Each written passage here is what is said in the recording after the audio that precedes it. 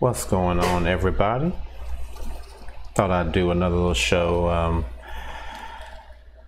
talking about how we as Ex-Jws are dealing with being shunned. So I thought this would be a good way for a bunch of us to get together and talk and see if we can maybe exchange some stories and help people who are already Ex-Jws and some who may be thinking about leaving but may not necessarily know exactly how to leave or what to expect when they leave. But yeah, I'm trying something new tonight, so if the show is a little janky, like that countdown that was super wrong, sorry about that.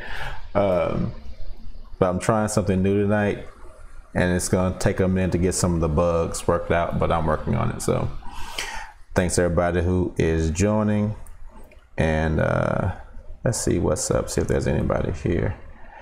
I might have a few bugs to work out, but I will be working them out on the fly, so give me a few minutes. We're gonna give some time for everyone to maybe come in and join the stream.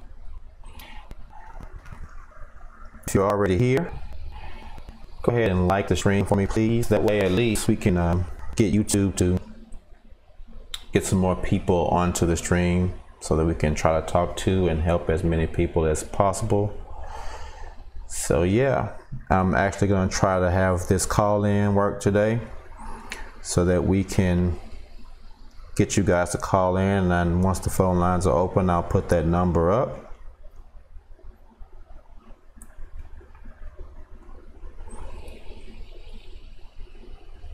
So yeah, just give us a few more minutes, and as I'm doing that, I'm going to make sure that everything is set up, that we can see everything that's going on. Just give me a few seconds.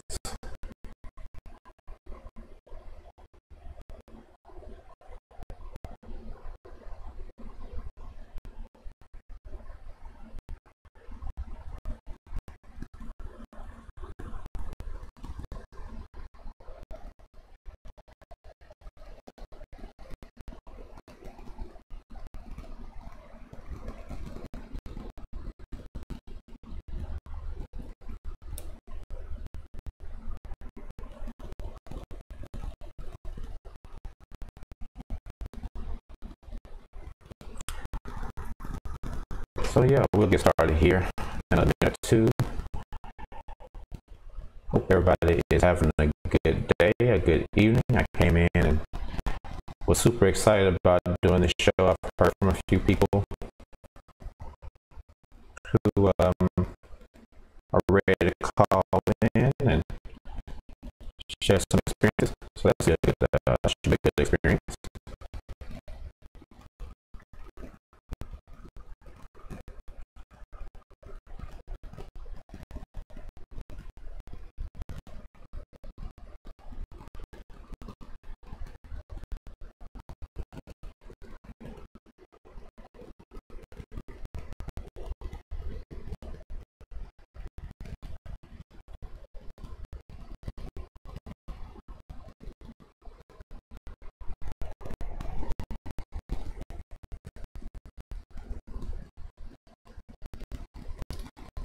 Right, guys, sorry for the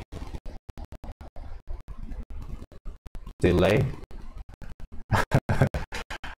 but this is just gonna take a second to get this thing. And let's see here, give me 1 second.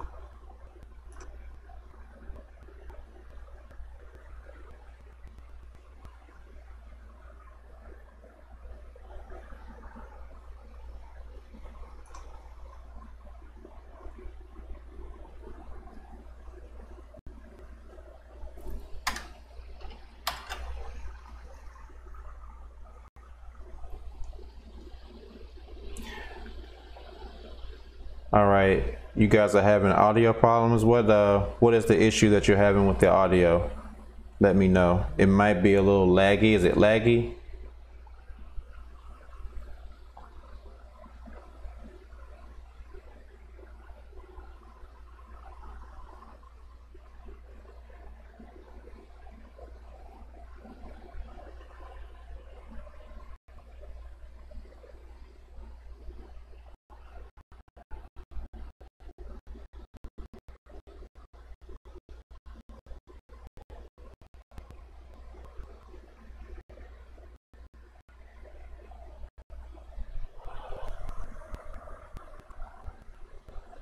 All right, I'm clear. That's better now. All right, guys. Appreciate it, guys. All right, there's your chat on the screen. So I'm trying to get all this junk worked out. This is a whole new experience doing it this way. So we'll see what's going on. Raspberry rolling. I am amazing. Southern Boss Lady. I remember you from the last one. Appreciate you coming back through. Hope everything is good with you guys. So yeah, I thought I would just talk a little bit about just the main thing that happened when I remember when I first left, man. It was the only family that I had that were in were my parents. So they were the ones that for the most part really did most of the shunning, and it was really weird, you know, when you are used to having your parents in your life, you really don't think you're ever going to have a situation where your parents are not going to talk to you anymore. I guess I had heard stories about that coming up as a Jehovah's Witness. You hear about some parents having to shun their kids or things like that, and I just never really thought it would be something that I personally would have to deal with. So it was kind of weird when it happened, you know. I remember thinking, damn, my parents really are not going to speak to me anymore. And it was funny because, you know, I got my grandfather lives in California. Well, he lived in California. He just passed a few months ago. Lived a really long life, and I'm really excited that he lived such a great life. But you know, he passed, and before he passed, though, we would talk, and he would always ask me, what is wrong with your father? And I would be like, Granddad, I just don't know. I just really don't know. And we would try to figure it out and, you know, talk to each other about it, but it wasn't anything that we could actually come to some conclusion on, because we honestly didn't know what my father was thinking at that time, because up until that point he had never really been a devout Jehovah's Witness. He kind of converted a few years ago, and so when we tried to talk to him, he literally would not even acknowledge that there was an issue.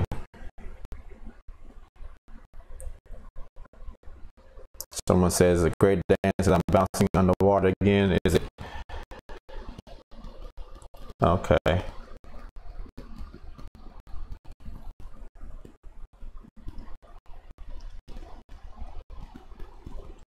Does it still sound janky?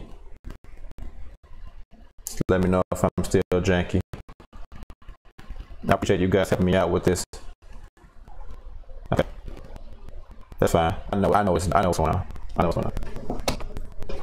So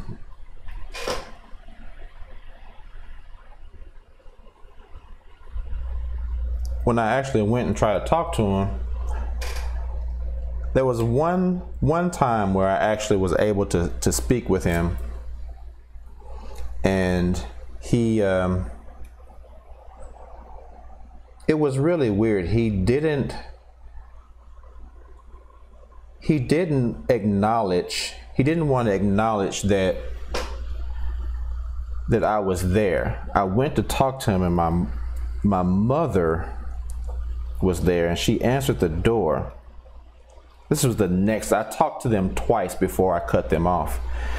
But the first time I went to talk to him, he and I were sitting at the table and we were having a pretty normal conversation. And my mother came from the back of the house and started talking and just started immediately raising her voice at me. I think she was pissed because, you know, I've never been one to bite my tongue for people, and she was still in the organization, and when she would do something that I would disagree with, I would tell her I don't agree with what you're doing. She was so pissed that I basically stepped away, that she, you know, told my father, you know, that's we haven't seen him in 2 or 3 years. Why is he even here? Let's let him go. Let's let him get up out of here. And she was literally screaming at the top of her voice. And, you know, I was like, this is my mom, but I don't even know this person. She was behaving so differently than I'd ever seen her behave before. And I think it's a weird thing. It seems like the longer that people are in, maybe it's just me, but it seems like the longer they're in, kind of the more they start to become different people. Like when my mom was in, you know, since I was born, but then there was a while that she left. She wasn't in, and then she went back. And when she went back, she became this different person. And so with her yelling like that, you know, I try to tell her, hey, you know, I can't talk to you if you're going to raise your voice to me like that. And it just didn't stop. She just kept going and kept going and kept going. So I eventually ended up leaving. And so I tried one more time to reach out to my father, because I felt like deep down there was something left in there. You know, and I think we all hope that it's like Star Wars. You hope Darth Vader has a little bit of light, of the light side still in him somewhere. And I'm like, there's still some regular person in there somewhere. There's still that person that I grew up with.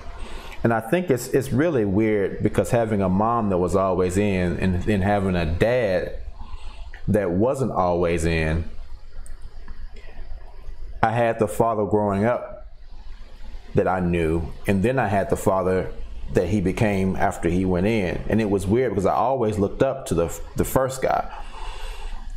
And then when he went in, he realized that when I told him the last time I told him I wouldn't be going to the Kingdom Hall, that's when I was talking to them, and they were sitting in the car, and he looked at me and he said, well, you should come to the Kingdom Hall with us.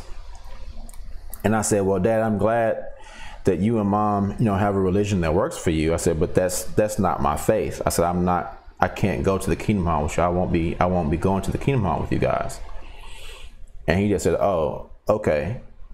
And he literally just looked straight ahead, and it was like they checked out. And that was it. That was the last time I saw any inkling of the father that I knew growing up. And as I was talking to him, my mom had just said something real jank and pissed me off, and I had to kind of shut her down a little bit. So she got in the car, and she was looking straight ahead. She wouldn't talk, she wouldn't look at me, she wouldn't talk to me. And then after he said what he said, and then looked straight ahead, I kind of looked at them, and they were both like these zombies that were like, we're gonna look this way together. We're gonna hate him together. Let's hate him together. Come on, his mom. Let's hate him together. So they were cooperatively ignoring me and looking straight ahead. And I was like, look at these two zombies that I grew up with that I don't know anymore. It was crazy, man. And so the very last time I went to talk to him, my mom opened the door. And when she opened the door, she stepped away from it and walked. Like, if you see this speaker in the background, if this is the doorway, she opened the door and walked back. Not this first one, this second speaker that's way back here. She walked that far away from me, and I was like where I am right here. So she just went all the way back there and just crossed her arms and just looked at me. And I was like, you know, I'm here to take, because me and my dad had set up, we're gonna go to lunch. And I told him, I'll come pick you up. We'll go have lunch, we'll catch up. So he was on the couch, asleep.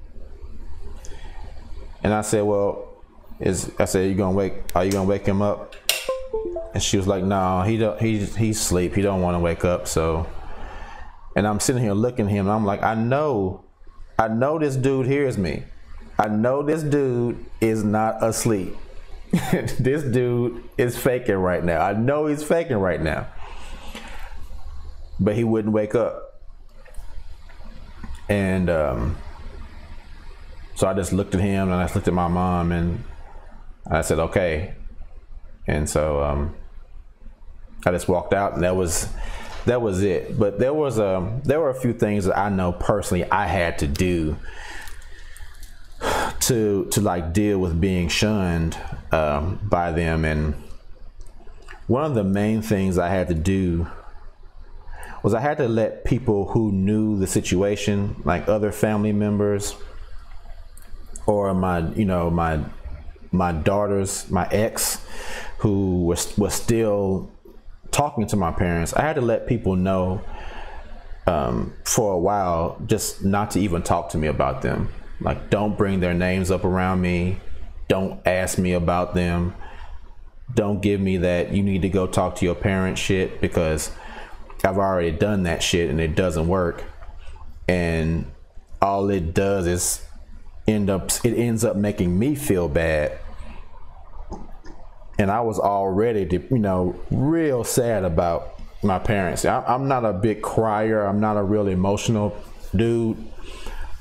But the only thing that gets me emotional is my family, or lack thereof. That's the one thing that really gets to me. So for a while I had to tell everybody, just look, don't talk to me about these people right now. And I think, as ex-JWs, we're supposed to be, we have this thing where we're supposed to be really strong, and it's good to be strong. But I think one major part of being a strong person is knowing your weaknesses too, and knowing when you need to not be placed in a situation that is going to be detrimental for you. So I knew myself enough to say, you know what, I can't talk to anybody about this right now, because it's gonna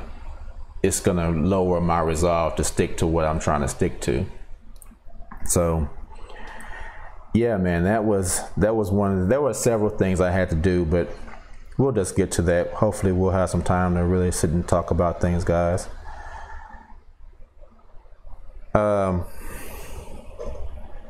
Let's look at the chat, see what's going on. Yeah, I'll answer some questions. How old was I? Great Dane, how old was I at that time?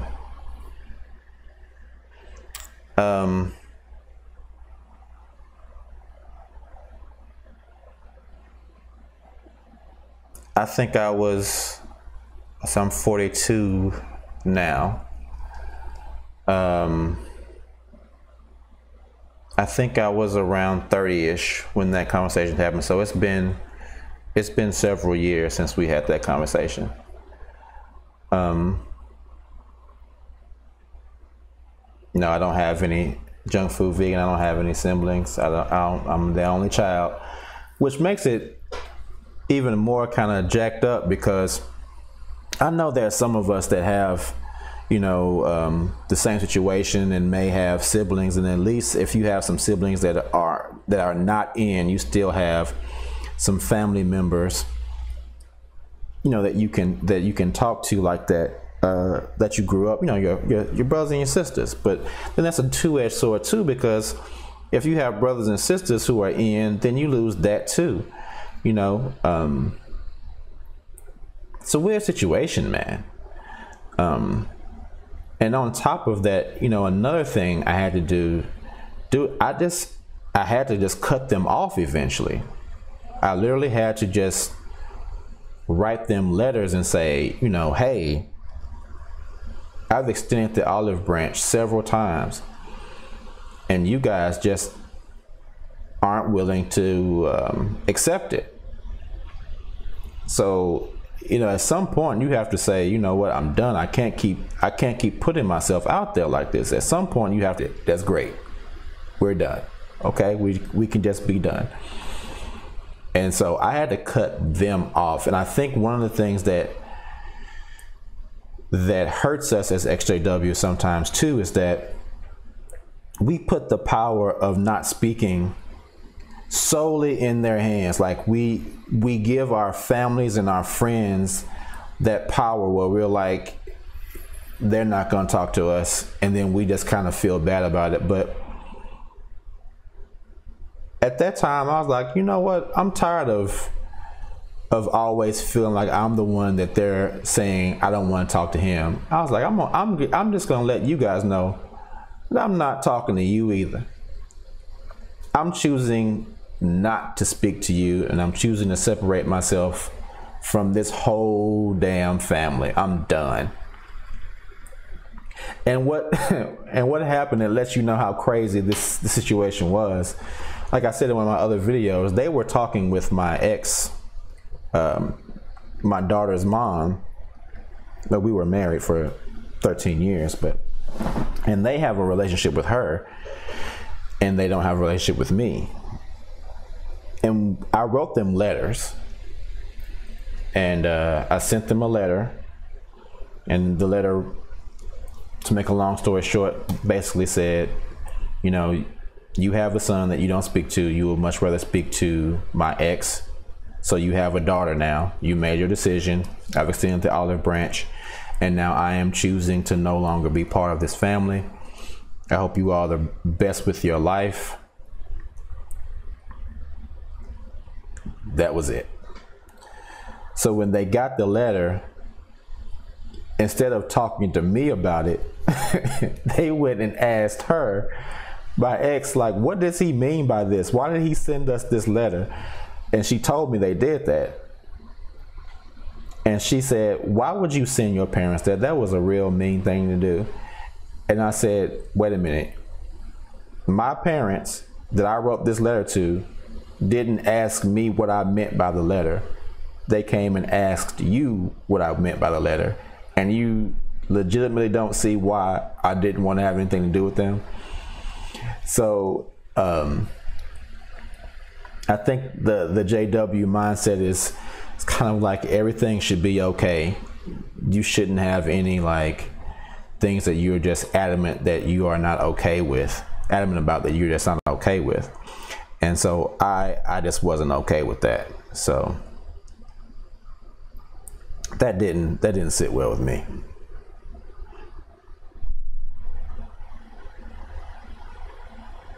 Is the sound still cutting out, guys?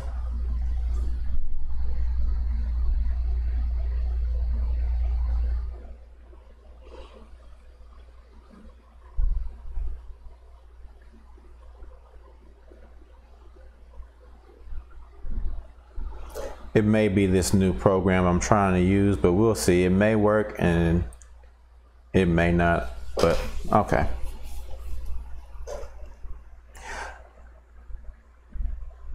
Sounds good in Texas. All right, Gene Jones in Texas.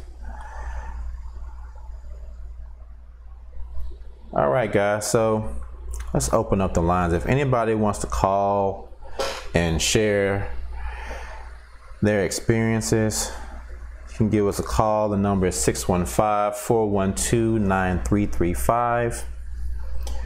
I just kind of wanted to provide a platform for people to really just give their experiences and maybe tell how they may have done something that helped somebody else, that helped somebody will help themselves, or maybe if they were able to say something that helped someone else, that would be great, man, because we all need, from time to time, we all need somebody to say something that will inspire us to keep going, because it's not easy to be in a situation like this, you know. It's pretty difficult.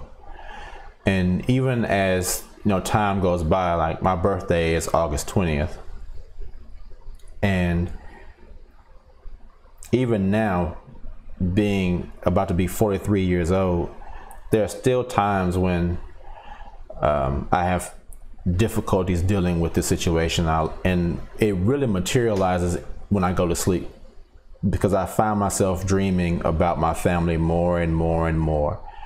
And the dreams aren't just like I saw my mom or I saw my dad dreams. They're much deeper than that. They're they're like those you need to go talk to somebody dreams. And I know it's not funny, but I'm just being realistic. Like one dream I had, it was like me and my dad were in this room at night sleep, and we had two separate beds. Like I had my bed and he had his bed, and we were laying there asleep. Well, we weren't. We were laying there like we were supposed to be asleep, and we were talking. And then the door opened, and I saw the silhouette of my mom. And when we looked up and saw that my mom was in the doorway, we both played sleep. And so I was peeking through my eyes. I was kind of like doing like squinting through my eyes to see what she was doing. And she went over to my dad and she patted him on the head. And she came over to me and she started eating my arm. And I remember like waking up and I was growling at her. And in my dream, I was growling at her. When I woke up, I was still growling at her. Like dreams like that. And it's like those dreams that they really mean something. They're not just, oh, I miss my family dreams. They're those, dude, you got some real issues that you need to work through dreams. So that's when it really starts to really like show up, because I think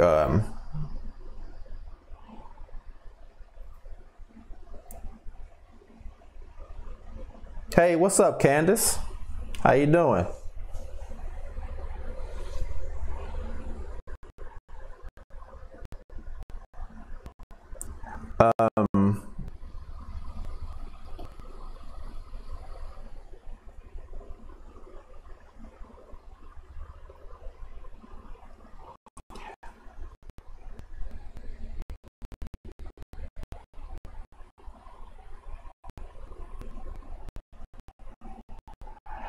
You know what, Candace? That is a really good way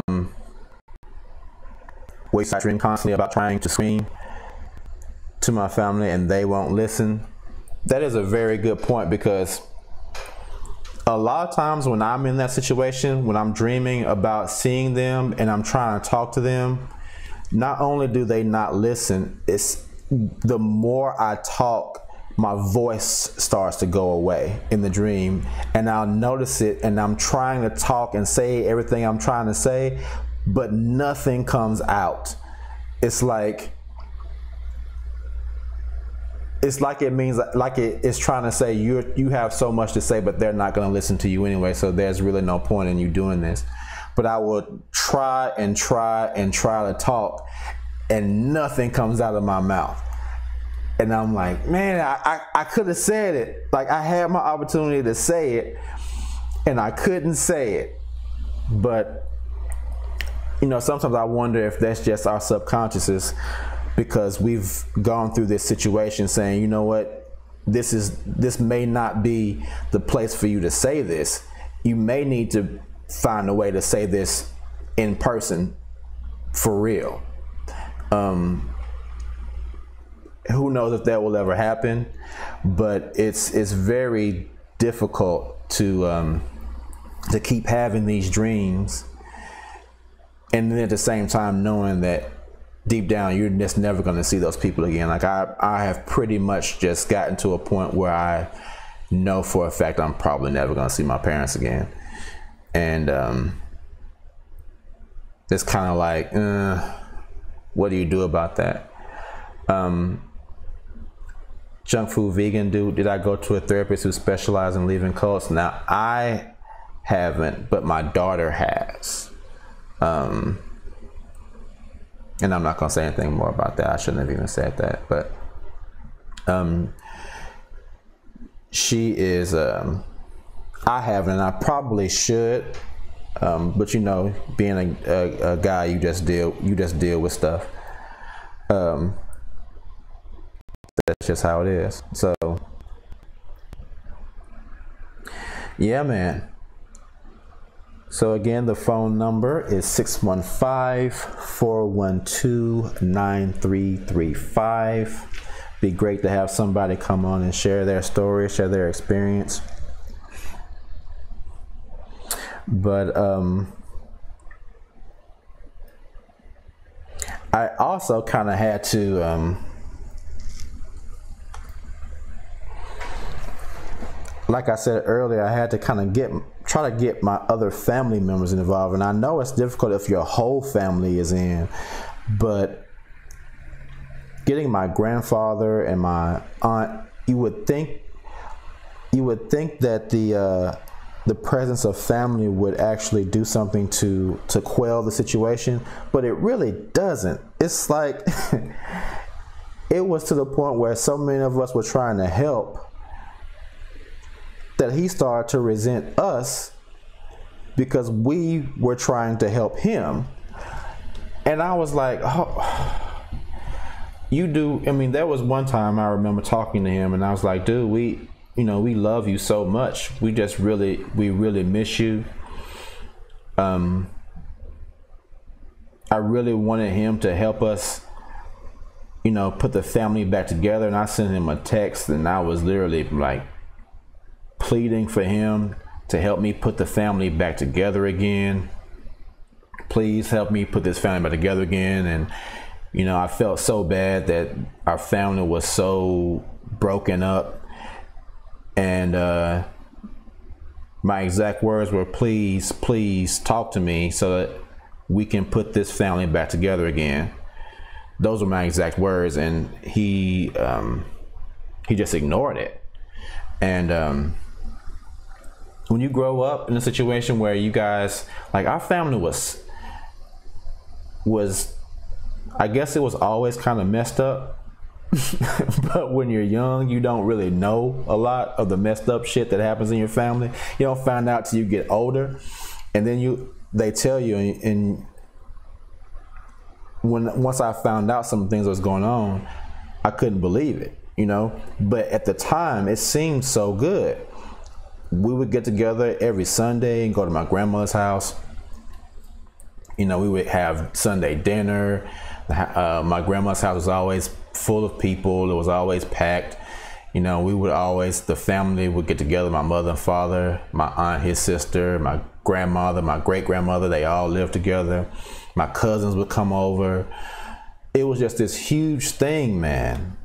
And then, as you get older, time starts to take away more things than it gives you. And people start to pass away. And people's paths in life start to take different directions.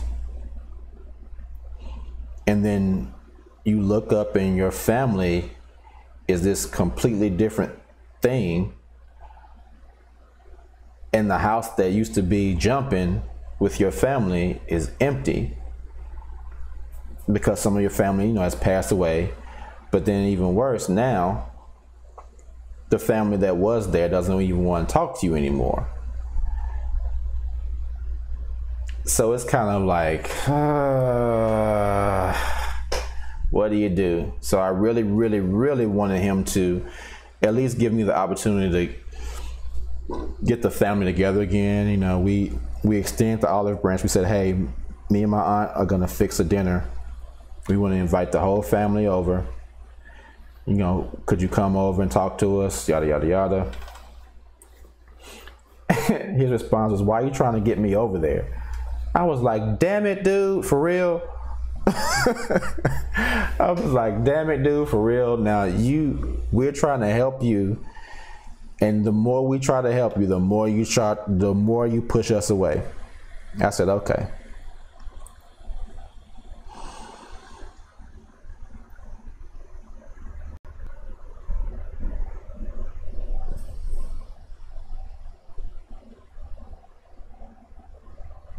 So let's look at the chat.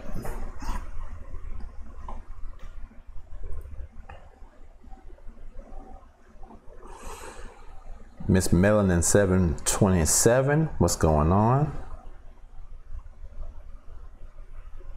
Everyone Ex-Jw I know had a really tough time dealing with being shunned. I witnessed one of my friend's sister get shunned for going to college. This was in the 80s. JWs seem to mess up people. Miss Melanin, that is a good point. You know, there are still people who think that they don't have an issue with going to college, even though I've done a video about that. And they do have a problem with people going to college. I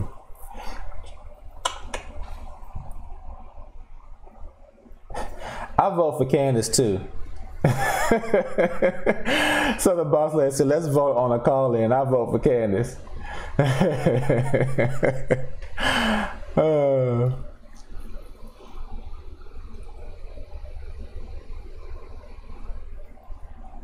Candace said, "I can't talk right now."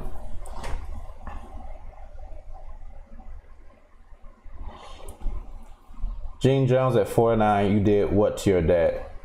Guys, come on, guys, call in and let's talk about this thing. The chat is cool, but you know, I don't think anything ever really beats hearing somebody's voice so that we can actually have a conversation about this thing. If you haven't already liked the video, please like it so we can get more people into this chat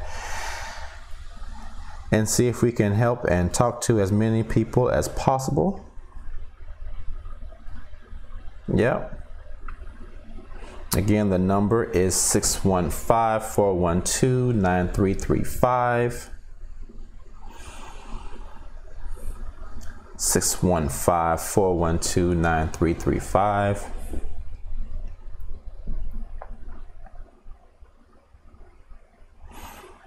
Now I want to get this to a point where I want to do a live streams 3 times a week, and I want to have I know of several people who are able to talk to. Okay, hold on. Looks like we have someone calling. Someone, a brave soul. Let's see who this is. All right. I'm calling from. You are on. Let's turn on your sound. I'm calling from Waterbury, Connecticut. I am Great Dane. Waterbury, Connecticut. How you doing? What's your name? Except not so Great Dane. great. How you That's doing? A dog reference, but yeah. So I guess you have dealt with being shunned as well, huh? Yeah, I guess the Reader's Digest version is I was born, bred, and raised. Mm-hmm. And we were, you know, that perfect family in the congregation, mm-hmm. where the dad is the elder and the presiding overseer, and right. the mom is the perfect one, and we were the perfect children, the one that everyone hates. Right. That was us. Okay. Long story short, at 16, I started questioning things. Okay. Not a good thing as a JW. No. And I got kicked out of my house. What age were you? 16. Wow. And this is back in 1980. Mm-hmm. So there was no internet. There was no social media. Of course, I was the only one this has ever happened to. Mm-hmm. And I was out on the streets for a while. Wow. How'd you deal with that? What did you do? I starved a lot. Mm-hmm. At 16, especially being raised as a Jehovah's Witness, I knew nothing about the world. Right. Just, other than how to read a map, that was the only skill that we were ever taught. Okay. Yeah, it was, this is the first time I've ever talked about this. Hey, good. I'm now in my 50s, Mm-hmm. and it still affects me every day. How so? What are some of the things that happen? I know I share a lot of things that happen to me, but how does it affect you now in your 50s? Something that happened so long ago, and most people would say something stupid like you shouldn't be still thinking about that, but of course you do. So what are some of the things that happen that makes you think about it? Okay, well, one, not getting an education. Big one. Not getting any skill, which has left me basically, a pauper for my life. I did, at the age of 30, with a Pell Grant, get my associate's degree. That's a 2-year degree from our community college, which was the greatest, most wonderful thing I've ever done in my life. Congrats, man. But thank you. But like in this day and age, that's not so. Not going to get you the big, big paycheck. Okay. So education was one. But I guess the hardest part is, I had a brother and a sister. They're both still in. Okay. I got a letter about 15 years ago from my father. And I'm like, oh, wow, this is great. I mean, he did this like 3-sentence typed letter to let me know that my mother had died a few months before. Really? And so, that was just kind of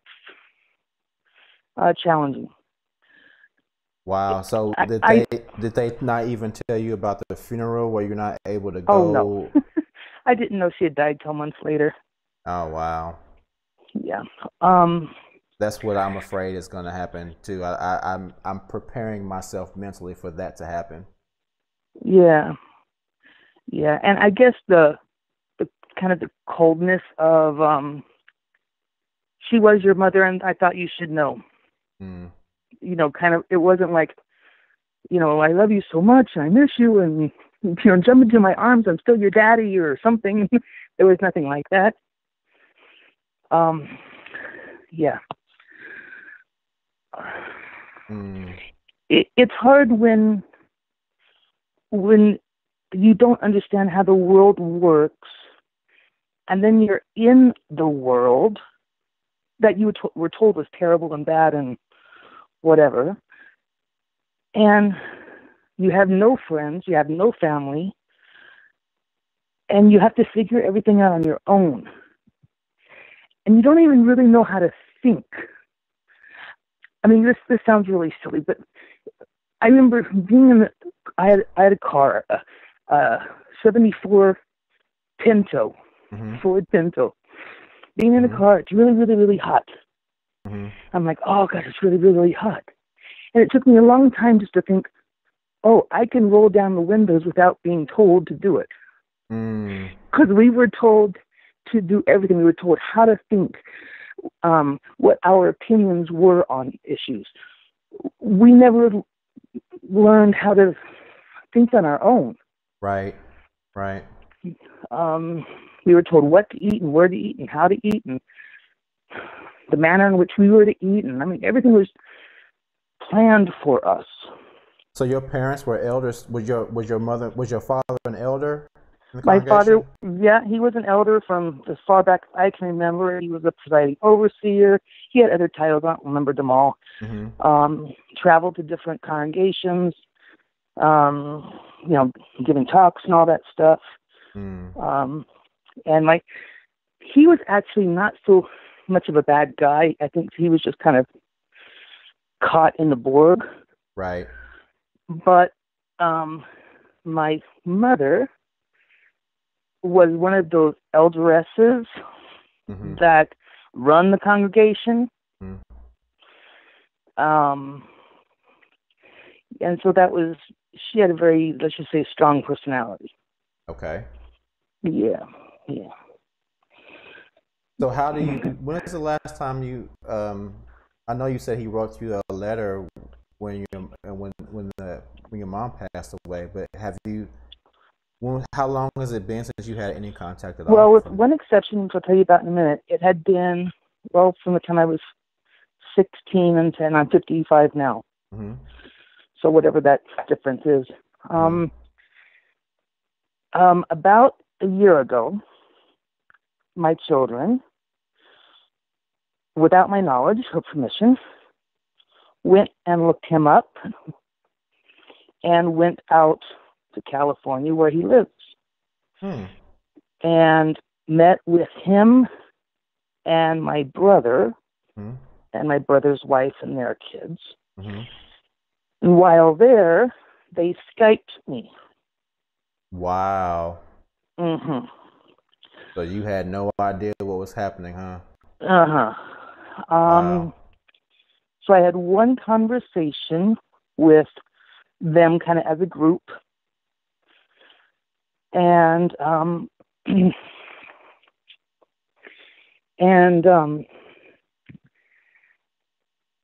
I tried to contact them, like the following week. And I've tried emails and stuff like that, but they're like, I guess that was it for them. So, yeah, we did have one conversation. So, how did it go? I made sure I kept it positive and not indictful. Let them know how much their absence hurts and how much I'd like for them to be in my life. Tried to explain to them that I was baptized at 13, left when I was 16. So actually, I've been a non-Jehovah's Witness longer than I was a Jehovah's Witness. Right. That didn't seem to go over very well. Found out that my father had remarried. They're both regular pioneers. Okay. And I guess he's turning, 80 this year. So I don't have a lot of time to connect, but it is what it is. It is. I would rather be in this situation free than in that mental prison that was so burdensome, so heavy. Great Dane, you know what? Could you say that last thing you said one more time, please? You said you would rather be and continue. Just say that one more time. That was such an important thing for you to be able to say. And I just want anybody that within earshot of what you just said to hear that one more time. That was a beautiful thing to say. Well, it's true. Yeah, I would rather be with all of this negative stuff and being without, and family or whatever. I would rather be out but be free than to be in that controlling environment, which was so burdensome and heavy and controlling and stifling.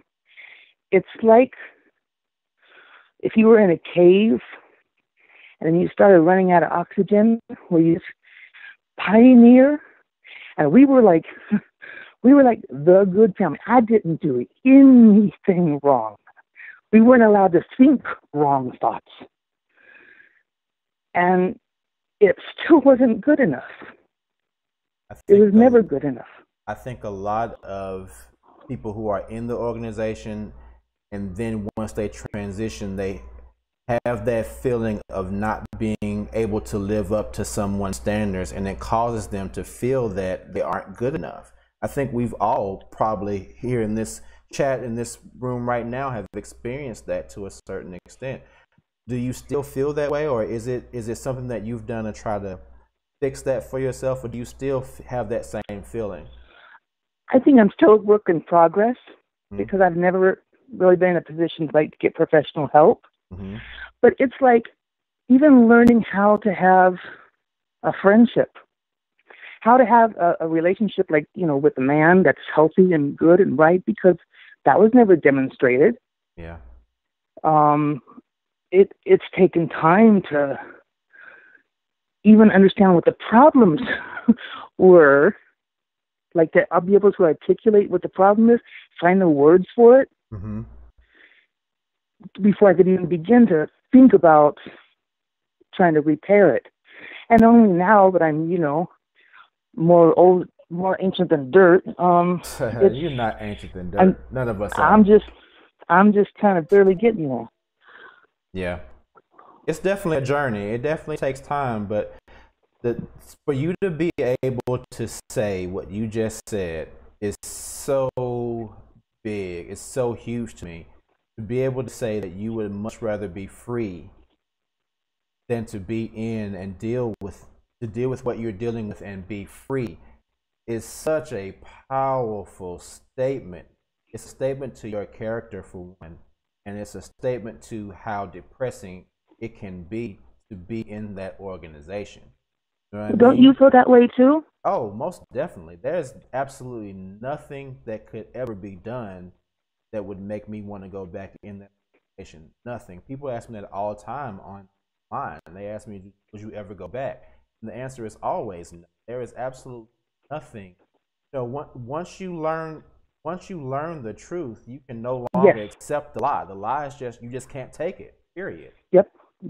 So there is absolutely nothing that could get back in place. But a lot of people aren't brave enough to stand up and say something. To be able to say, I would rather go through being uncomfortable, being sad, being hurt. I would rather go through that than lie. I never thought of it as something that was brave, but I appreciate you saying that. It makes me feel kind of good. Well, it is, man, because sometimes, and I've mentioned something like this before, sometimes you have to go through things that make you uncomfortable to get to a better place. And as we've all lost, well, not all of us, but again, me as well, losing my family as well, even though I've lost them, I feel like I've gained myself walking away from that organization. What is the point in or being in an organization where you have people around you but constantly unaware of who lost yourself? Rest, really, you can't be happy. I don't think either of us were really truly happy in that. I know I wasn't. I was never really happy as a Jehovah's Witness. Never really. That's because you weren't strong enough. You weren't spiritual enough. You should have read more. You should have underlined your Watchtower a little bit more. You know what? That's right. I didn't use the right highlighter. I was highlighting the paragraphs in the Watchtower. That's right. That's right. It was your fault. It was my fault. Yeah, it was. And luckily, I don't think that way. I thought it's really just not something I even. The one thing I do find though is every now and then, it really bugs me. One of those repetitive phrases that they would always say rolls through my brain, or one of those songs that you would sing every Sunday will fly through my brain. I'm like, oh, why the hell am I thinking about this? But I think other than that, and other than the things that weigh down on us from our family, I am grateful that I was able to get away from that organization, and I'm grateful that you were able to get away from it too. I'm grateful that we have people like you that give us a voice. You don't know me, but I kind of feel like I know you because I've watched all your channels. All your videos on your channel. Well, thank you. It really helps those of us who had been so alone for so long, it's reaffirming that we weren't crazy. Right. So, yeah. We aren't. And you're not crazy, and I'm glad that you. I really thank you so much for sharing that. That took a lot of courage, and I appreciate you really doing this for the channel. I'm sure you have helped so many with what you just said right now. Thank you so much. Well, I don't know about that, but I appreciate your time. You have a good evening. I'll turn you back on so I can hear you. Okay, bye-bye. Thank you. Bye-bye. Bye.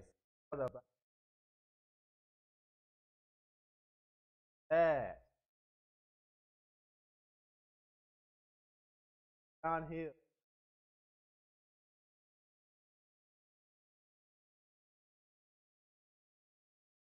John Hill are the. I don't know what I'll give. Try to send contact.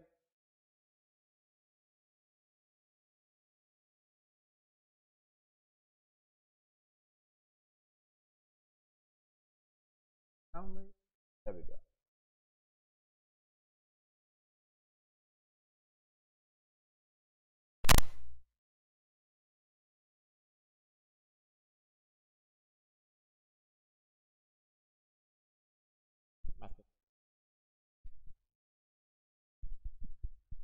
All right. Sorry about that. Hold on.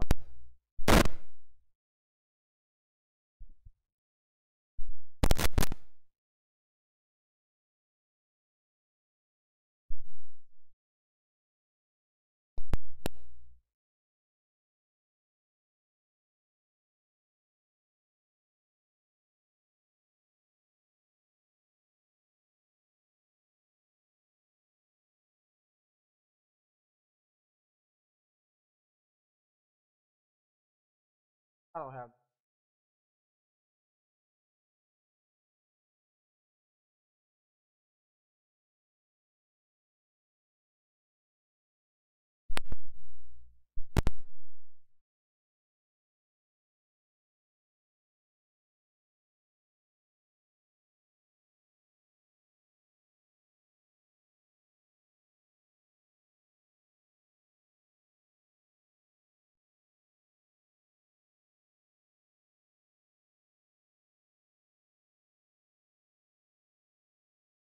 One second.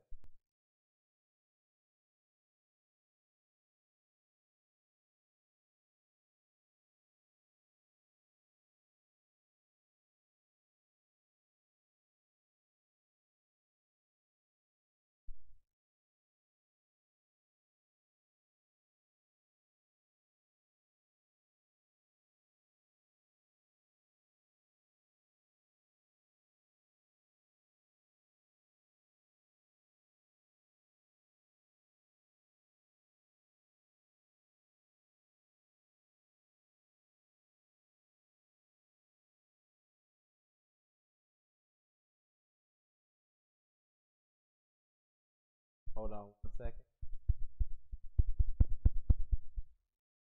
Can you hear me now?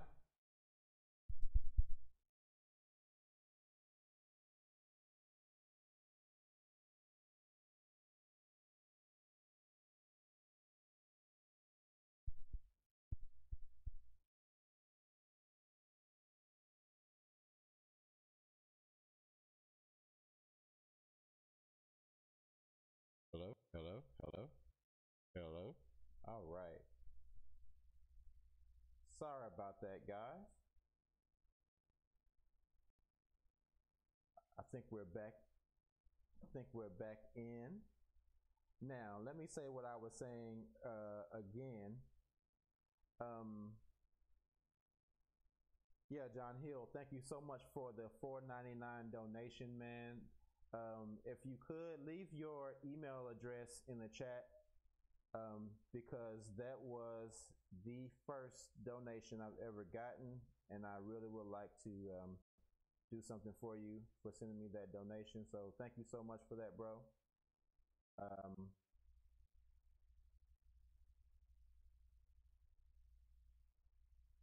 So yeah, man, appreciate it. Yeah, it is a little low. I don't know why it's gotten so low, but let's see. Hello, still low. Give me a second, guys. I think I'm going to restart the stream real quick. So give me 1 second. Don't go anywhere, guys. Sorry about this. Just give me 1 sec.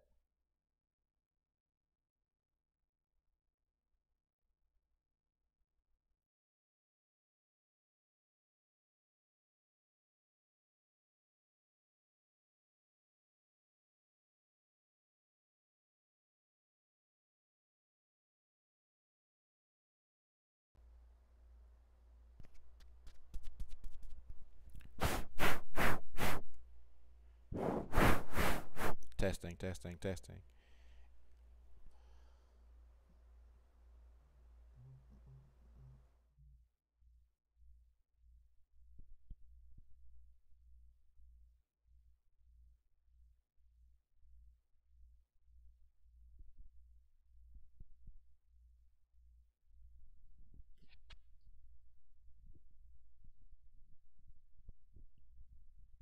I think that last call was so good, man. That last call was so good. Somebody said, yo, we gotta shut this thing down.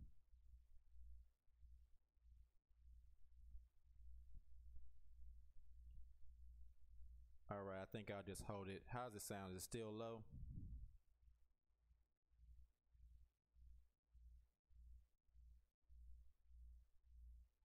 Okay.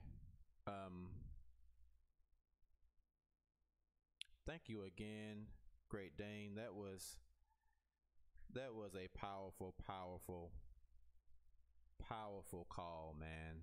And I really appreciate you sharing that with us. And I'm sure everybody here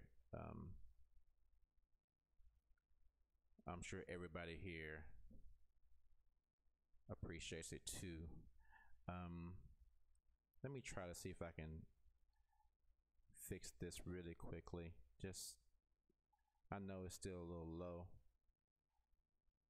Hold on.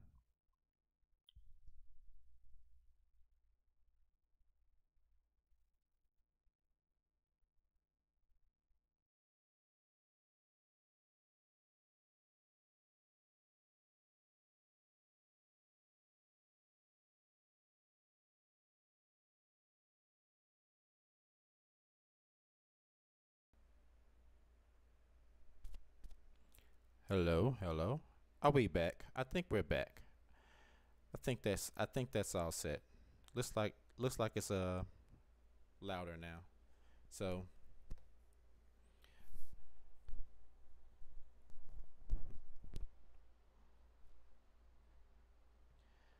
anyway, I think one thing about what Great Dane said was super great. No pun intended. I started doing this and I really had no idea what it would do. I was doing it as a way to help myself and to, help others. But I had no idea that it would end up helping people the way it has. And I think the thing that we all have to take from what Great Dane said was you just never know how you're going to help somebody. So I think it shows that we are doing something that helps people, guys, and like we can't hold this stuff in. There's times when we have to just say something. Like even with me, I've been driving Uber and I've had a passenger that I've told about my channel. I had this one passenger in my car and I was telling him about my channel. This dude literally broke down and started crying in my car because he was going through something similar to what I was talking about. And he was like, I am so glad I found your channel. I had no idea. And Great Dane probably doesn't have any idea how many people she's going to help by just telling that story and sharing her experiences. So it's incumbent upon us that are out to tell our stories to help other people, because we're not the only ones who want to get out of this organization, but there are just a lot of people who I am sure are just afraid to get out of the organization. Yeah, yeah. So I'm gonna back up. If anybody else wants to, hold on. If anybody else wants to come in, let me fix this one too. I think this one is a little jacked up. Hold on, let me fix this one.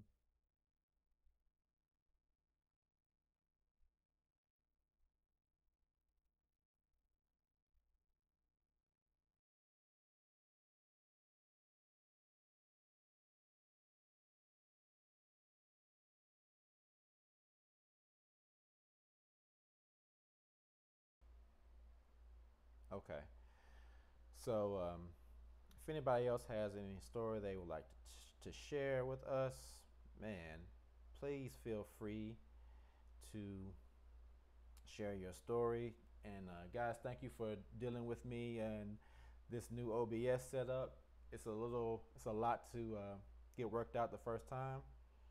So I appreciate it.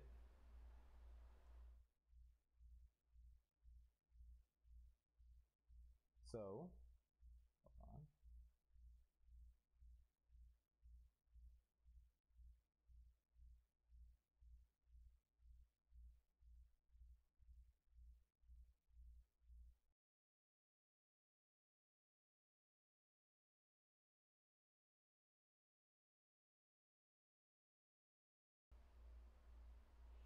So, you guys can follow me on Instagram. I try to post a little bit on Instagram.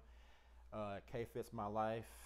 Same with Facebook. And if you want to be a patron, I started a Patreon, which is patreon.com/K Fits. And of course, like John Hill, you can super chat and via the Cash App also, $K Fits 9665. And the only reason that I had no idea anyone would even donate tonight, which was a huge surprise for me. But what I would like to do is I know several people who are people that you can talk to about issues like that, like what we're talking about. And I would like to do live streams with people who are, qualified to help with situations like this. Of course, it's not going to be free for me to get them on air. Maybe they will probably need something, but I think it would be a great thing for us to have somebody that we could call in during a show. We could have different topics. If you guys have show topics, just let me know and we can do that. And we could have someone come in that we could that I could interview. We could ask questions. We could have you guys call in.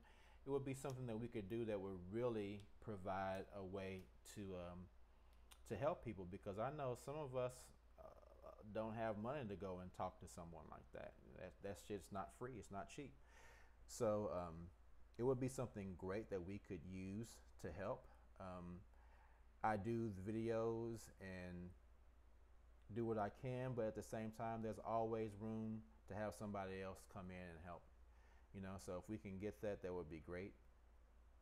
And I'll do whatever I can to make that happen. Again, please, if you haven't already, please like, share, and subscribe. See if we can get more people in here to see this chat. I think we can talk for, it's what, 8:40 here. Keep this thing going for another 20 minutes or so. Phone lines are open. If you'd like to call in, the number is 615-412-9335. Again, that is 615-412-9335. Thanks again to Great Dane. That was a great conversation, man. I really appreciate it. If anybody knows me, I love to have conversations like that. Driving Uber on the side too, I have had some great conversations. So I love to talk to people. It's one of the reasons why I want to start my YouTube channel, because I love having conversations with people. So let's see what's going on in the chat real quick.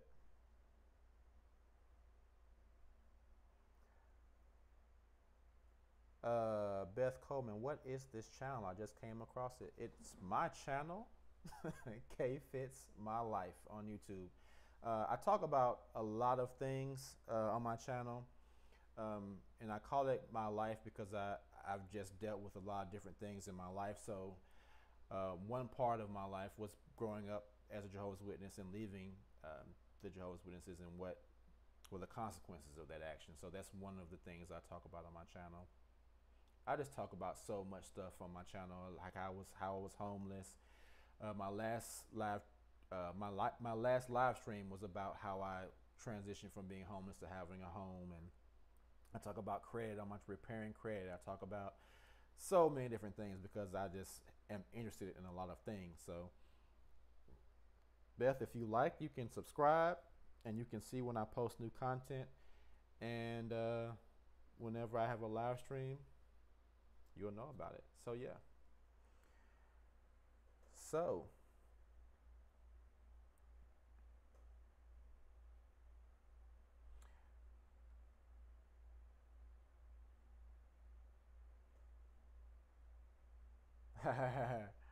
that's funny.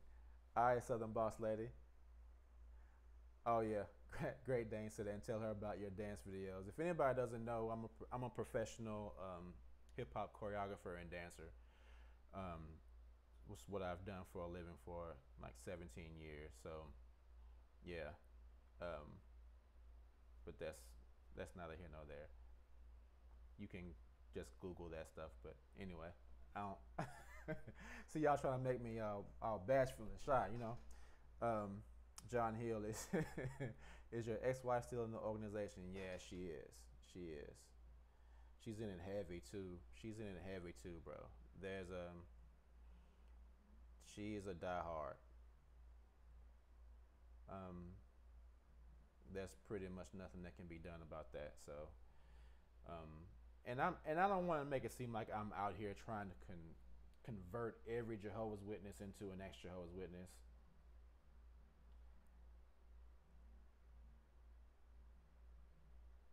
Even though I still wonder why anybody would. It's this is such a hard thing to say. You know, coming out of it, you wonder why anybody would want to be one, but you have to remember that you were one time too. So you can't have that feeling like, why would anybody want to be? Oh, that's right, I was one too. So, you know, as obvious as it is to us now that it's a sham, at one time we were all in just like everybody else. So there's that fine line of saying we want to help people, and then there's that line of you saying, well, I don't understand how anybody could think that way, along with the fine line of remembering that you were that person to somebody else at one time too. But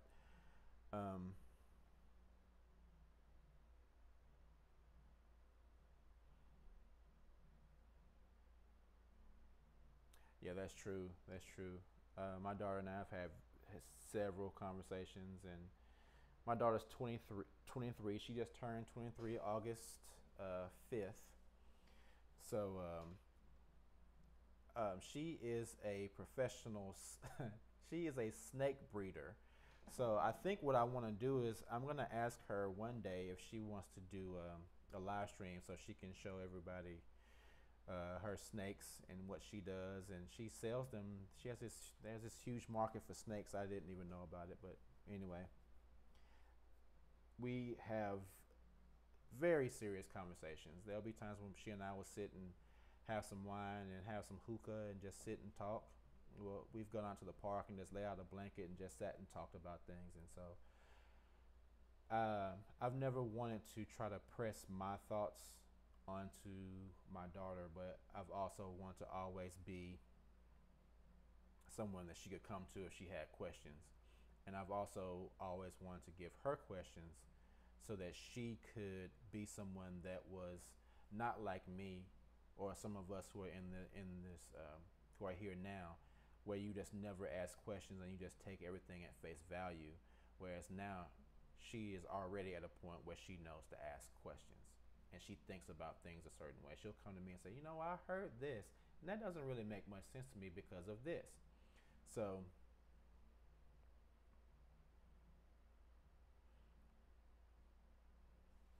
yeah, Beth.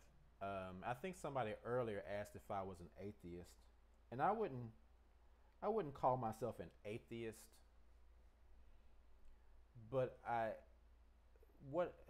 agree with what you said, um, Beth. You know, I do want to help others by sharing my experiences. I believe in a creator. I believe in a great being. I just don't personally believe that that great being may be what's being described in the book, the Bible. That's where my issue lies. Somehow I think that whatever that thing is, and that's going to be something I want to do a live stream about too. I don't want to get too much into it because I am going to do a live stream about it. But I just wonder if that thing is something that can be encompassed in a book. I think it's something that's so much greater than we can possibly put into words that a book just can't really explain or help us to even understand what that thing would be. Yes, Southern Boss Lady, exactly. I don't get down with organized religion anymore, and that's more than likely because of being jaded from being a Jehovah's Witness. But at the same time, it's also because I'm someone who asks questions. In any religion, that if you come to me with any religion and say this is this, I'm going to say why and how do you know, and why would you get that information and not me? So that's where my issue with organized religion comes from. But so yeah, guys, if anybody has anything else to say, we'll give one more opportunity for someone to call in. Guys, I just want to say thank you so much for supporting the channel and just dropping in and talking with us. Again, John Hill, thank you so much for donating. And Great Dane, thank you so much for sharing your story with us. And if anybody has any ideas for the next live stream, I would like for these to be call-ins too. I think it's a great thing for us to be able to just call in and talk. I know it may be something difficult for some of us to do, but to be able to call in and share your experiences, I think is a great thing, and it's very liberating. And even though it's something that we may be nervous about, it does help a lot to just get out there and just talk about your experiences. So again, thank you for sharing that with us, Great Dane. So yeah, guys, let's look at the chat one last time. And I think we are at a point where it would be cool to go ahead and shut it down. I will go ahead and have another live stream on Wednesday around the same time. So guys, thank you again so much for joining. And yeah, I will see you guys around Wednesday at the same bat time, same bat channel. Thanks so much, guys. Talk to you soon. Peace.